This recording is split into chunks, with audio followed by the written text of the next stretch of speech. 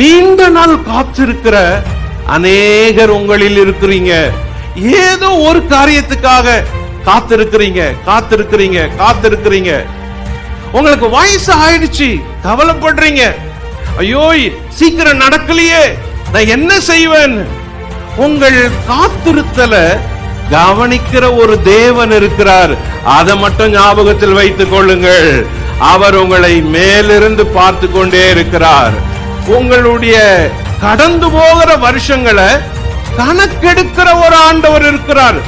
இருக்கிற இடத்துல தேவனை தொழுதுகொள், ஆண்டவருக்கு ஏதாவது செய். ஏன்னா உன் விசுவாசம் வீண் போக கூடாது. சுவிசேஷ